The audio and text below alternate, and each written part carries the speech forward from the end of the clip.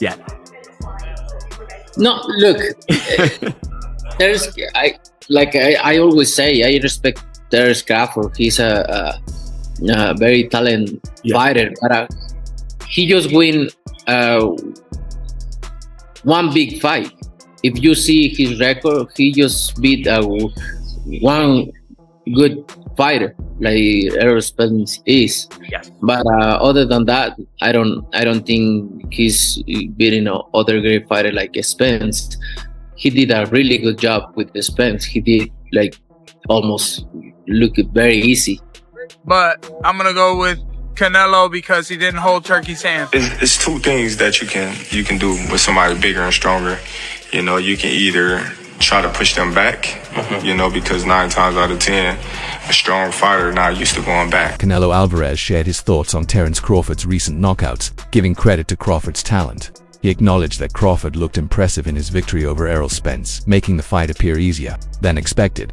At the same time, Canelo noted that Spence stands out as the only truly big name on Crawford's resume, raising questions about the rest of his opposition. Looking ahead, Alvarez simply stated that the truth will be revealed when they step into the ring together, keeping fans on edge with anticipation. Are you tired of people asking you about Terence yet? No, look, I always say I respect Terence Crawford. He's a very talented fighter, but he just win one big fight. If you see his record, he just beat one good fighter like Errol Spence is. Yes. But other than that, I don't think he's beating other great fighter like Spence. He did a really good job with the Spence. He did like almost look very easy. But I knew Terence Crawford is a great fighter. But you never know in boxing. We'll see. Canelo hinted that he has already studied Crawford's approach and feels confident about handling his style in the ring. With a grin, he mentioned that Turki Alalshaku will be backing Crawford on fight night, might not enjoy the outcome. This, he suggested, adds another layer of intensity and personal stakes to their upcoming clash. You're going to be able to do about it come fight night. I know Turki's in your corner, I promise but look, it's going to be very difficult. He's going to be so mad that day. Believe me. I see you. I see you. You see I'm different. I see you too. Canelo's choice to spar with Jaron Boots Ennis is being praised as a highly strategic move. Analyst Johnny Ortiz explained that Ennis comes closest to mirroring Terence Crawford's physique and fighting style, making him an ideal partner for preparation. This gives Canelo the chance to study Crawford's rhythm, movement, and physical strengths up close while fine-tuning his own timing and defense. At the same time, Ennis benefits by gaining valuable rounds with a seasoned champion, which adds to his growth as a fighter. Ortiz highlights this as a win-win situation, where both boxers sharpen their skills, making the decision a clever and calculated step in camp. Makes sense, and it's definitely a good experience for both. Eddie Reynoso and Canelo, shout out to them, because now it shows that they serious with a real game plan, and Boots is, to me, everybody's a perfect opponent. I wouldn't say opponent, perfect sparring partner to have to replicate Crawford, because they both switch hitters and stuff like that, and they got dog in them and reflexes for sure. So it shows Canelo serious, and on Boots' end, to be able to spar a Hall of Famer, top tier guy, it gave him great experience, and you could tell he really wants it. It's a sport where Boots is getting an opportunity to spar a Hall of Famer. Who cares? And in reality, what the fuck loyalty does Boots owe to Crawford when it comes to the sport of boxing? I mean, Crawford didn't do shit even back while Boots was trying to get his opportunity when it was Spence and Crawford. Every time Boots' name got mentioned, you heard the Bud Clowns be like, oh yeah, he don't deserve it. Oh, who did he fight? Oh, who this and that, man. I ain't trying to hear that shit. It's like it's different shit that you need to be woke up outside of boxing. Boxing is a sport. There's shit that we need to really come together. I didn't see y'all come together like 5 years. The Bud Clowns, because it's real fans, the Bud Clowns is bashing PBC. Everything Boots, when you bring up Boots' name, putting him down, I didn't hear like, oh yeah, instead of fighting Canelo are fighting this person, he should fight Jose Benavides Sr. emphasized the importance of Canelo Alvarez's choice to bring in Yaron Boots Ennis for sparring. In his view, Ennis reflects Crawford in several key aspects: body frame, mobility, and overall style. Training with someone who shares these traits allows Canelo to mentally and physically prepare for the challenge that awaits on fight night. Benavides also noted that Crawford's naturally smaller size compared to Alvarez could play a factor once they meet in the ring. He believes working with a strong, stylistically similar partner not only sharpens Canelo's readiness, but also gives him a psychological edge, making him feel ahead even before the first punch is thrown. To give Canelo maybe a little bit more confidence that he is sparring somebody really good. Ennis is a really good fighter, and I think that would be a good motivation, you know, for Canelo Alvarez. I just think that Crawford is too small for Canelo. I think Canelo's too big for Crawford.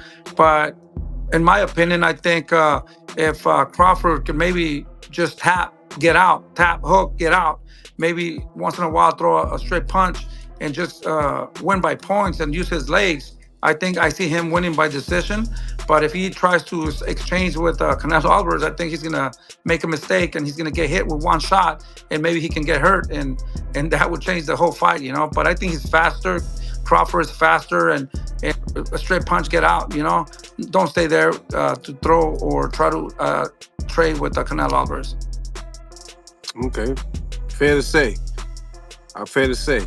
Now, do you feel like when it comes down to the demeanor of making that decision of bringing it in, does it show that he's taking this camp perhaps a little bit more serious than others? I mean, what do you think about just the move per se? You know, it's very difficult to say. He's never brought anybody really good to his camp until this time. Maybe he's lacking enough of confidence, or maybe he just wants to use them to trick the people, or, I mean, it's very awkward and very funny that he brought Ennis to his camp, you know. So, but at the end of the day, they know what they're doing, you know, and we got to respect that. And I think the global landscape of boxing has entered a new chapter, with streaming platforms redefining how fans experience the sport. A clear example was the Netflix spectacle featuring Jake Paul and Mike Tyson, which attracted an incredible 65 million viewers worldwide, setting a new benchmark for audience reach. That event demonstrated just how massive the appetite for combat sports has become, far exceeding traditional expectations. Now all eyes turn to the upcoming showdown between Canelo Alvarez and Terence Crawford, a fight carrying the potential to surpass even those staggering numbers. This bout represents more than just two champions colliding inside the ring. It's about creating a historic moment with global impact. Audiences across continents are waiting to see if Canelo versus Crawford can eclipse the hype and viewership of the Jake Tyson phenomenon. Jake Paul, Mike Tyson, which was obviously on Netflix as well, the biggest concurrent view was, I think, 65 million. So at one stage of a time, 65 million people were watching that fight, which is crazy, hence why it broke Netflix servers. I do wonder what this does.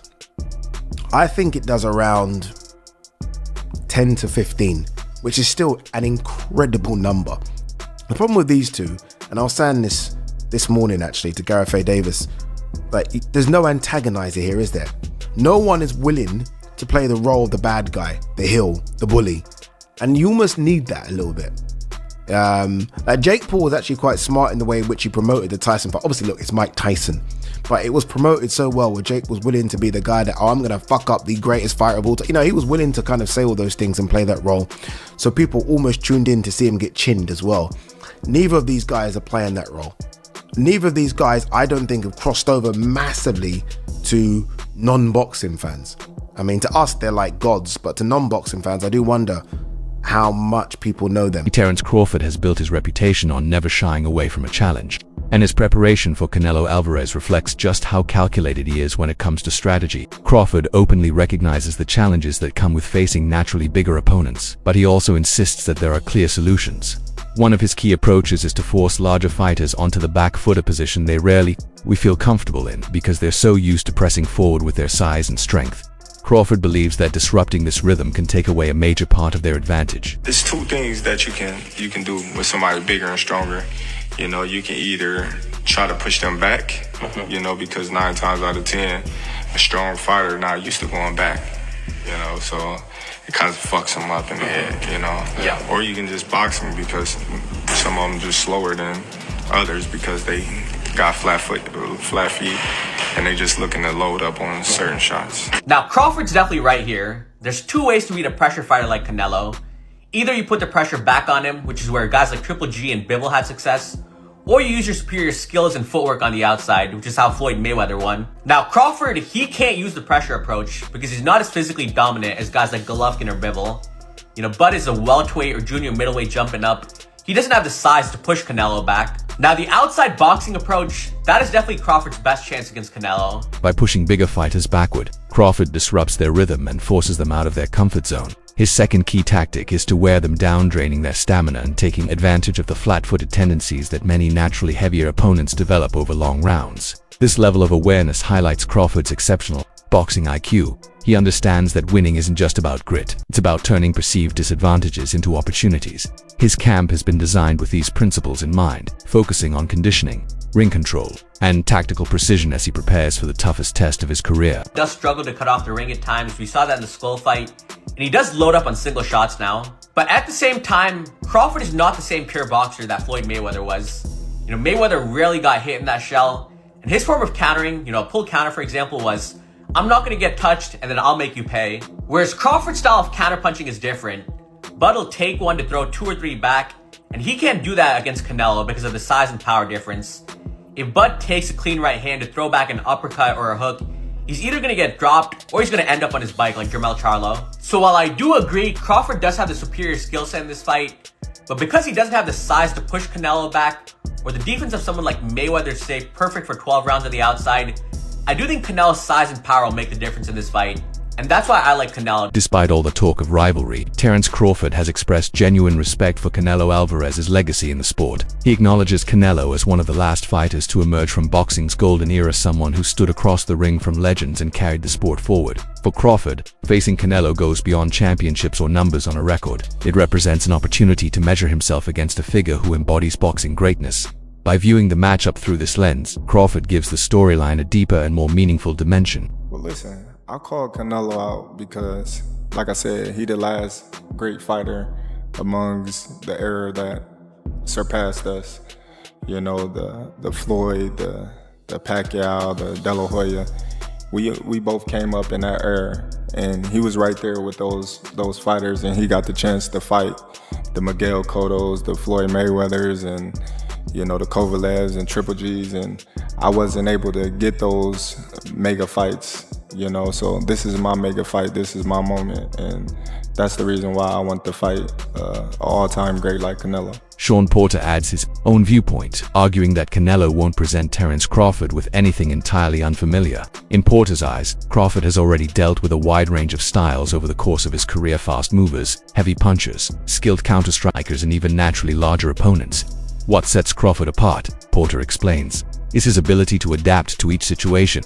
That adaptability, he believes, gives Crawford the tools to cope with Canelo's power and size. For fans, Porter's take provides a more balanced angle in the ongoing debate. Get in the ring with Canelo Alvarez. Terence is not going to see anything that he hasn't seen before. No, he hasn't seen this beast on fight night, but he's seen versions of this beast for a very, very, very long time. People have said that he's a blown-up 147-pound fighter. If you remember, he said it was hard for him to make 147 when he fought Errol Spence Jr. I was like, yo, how is that possible? I didn't realize, like, he was really doing everything that's needed to gain the weight properly. Most fighters don't know how to gain weight and fit into a weight class properly. He's done that. Antonio Tarver views the matchup through the lens of risk, pointing out that Canelo's power makes him dangerous at all times. According to Tarver, Crawford may be busier and more technically polished, but Alvarez possesses the kind of knockout ability that can instantly swing the fight. With his decades of experience in the sport, Tarver cautions that one lapse in focus against a puncher, like Canelo, could be His warning underlines the reality that, regardless of Crawford's skill level, he will need near-perfect execution every moment of every round. And Canelo only need one punch. You know what I mean? That really, basically, that's what it boils down to. I think Canelo only need one shot to change the game or change the fight. Crawford gonna have to stay consistent and win out. Gonna have to get ahead and stay ahead. You know what I mean? And then also looming is the controversy. Can Crawford win a close decision? I could never win a close decision. I never won a close decision. That's what's looming. I think if Crawford is going to guarantee victory, he got to stop him. A man who ain't been stopped. He got to stop him, bro. It's a challenge. So that's going to be the challenge. So I like Bud. I've always loved Bud, bro. But he in for a hell of a fight. If Saul show up, it's going to be problems. You heard me? Andre Rozier underlines the importance of Canelo's choice to spar with Jaron Ennis, noting it reflects how dedicated he is to proper preparation. In Rozier's view, bringing in a fighter of Ennis' caliber shows genuine respect for Crawford's abilities. It proves Canelo is not underestimating the task ahead, but instead shaping his training camp with partners who can truly challenge him. Rozier points out that this mindset is one of the reasons Alvarez has stayed at the top of the sport for so long, his openness to adjust, evolve, and push himself in camp. That level of commitment reassures fans that both fighters are coming in at their absolute best, leaving no room for shortcuts. To get ready for Crawford? I would think it would be because he's ambidextrous, as is Crawford, so it can do nothing but help him. And he has Hernandez also helping, another fighter who is ambidextrous, so it helps. And we just want to see him do what he has to do, because this is a great fight. Who were you initially taking? Is it Crawford, or who you initially? No, I think I'm always under the direction of the bigger, better man, and Canelo's the bigger guy in this fight. And Crawford is my guy. It's just 2 weight classes and everything else. It's going to be tough. But if anybody can bring some energy to this, it'll be Crawford. Does Canelo bringing Boots into camp, does that lower Crawford's chances to you? It doesn't help. I'll tell you that much. It's a very, very astute move to bring someone who switches from lefty to righty. Big, strong young man, very fast, capable punching power. It's going to be a help. It'll be a help for him. Mike Perry praises Terence Crawford's abilities but ultimately leans toward Canelo, pointing to the relentless strength and tradition of Mexican boxing. His comments highlight the national pride Alvarez represents each time he steps into the ring, carrying the weight of his country's hopes. Perry also mentions some of the lighter moments in the build-up, including Crawford's exchange with Turki Aluli, which adds humor and personality to the narrative. It's a reminder that beyond the intensity, every small detail in the lead-up becomes part of the bigger story. I'm going with the Mexican power. I think, I know Terence is tough, you know. He's an incredible fighter, but I'm going to go with Canelo because he didn't hold Turkey's hand. Not everyone is convinced that sparring with Jaron Ennis gives Canelo the perfect simulation of facing Crawford. Some analysts insist that Crawford's style is too unique to be duplicated in training. They emphasize that Crawford has surrounded himself with some of the sharpest boxing minds and elite talent, giving him a wide range of insights. In their view, Crawford's camp may even hold the edge, since his preparation focuses on adaptability rather than relying on one imitation. This contrast in approaches highlights how the matchup extends beyond just the fight itself. It's also a clash of strategies, philosophies, and the training environments that shape each fighter's readiness. Ron Boots Ennis don't talk about nobody. He stayed on himself. He stayed in Philly. Yeah, we as supporters and them people as fans, I'm nobody's fan, feel that he may have ducked Virgil Ortiz or Virgil Ortiz ducked him. But hey, man, Jaron Boots Ennis don't even give off that type of energy to be out there and to be out there wilding. The man trying to fight Canelo. What's wrong with him getting work with Canelo, bro? That's priceless work. That is sparring. Terence Bud Crawford, the man got Andre Ward. Terence Bud Crawford, the man got Shakur Stevenson. Terence Bud Crawford, the man got Lester Martinez. The man got mad people up there in camp, bro. Mad people in camp. Let that man Canelo get his sparring partners. Y'all got to be up over there scared. Y'all got to be up over there musty. To culture by wearing a Gucci belt. He sold out to culture by wearing a Louis Vuitton belt. We got to stop, bro. We got to stop. Niggas pick and choose when they want to be Malcolm X. Niggas pick and choose when they want to be Huey P. Newton. Niggas be straight up there, up in a white club, looking for the girl with no rhythm. Yeah, her right there. She don't dance good enough. I think I get stopped, bro. Y'all got to stop, bro. Y'all. That wraps up today's breakdown. Make sure to stay tuned. More updates and insights are coming your way soon.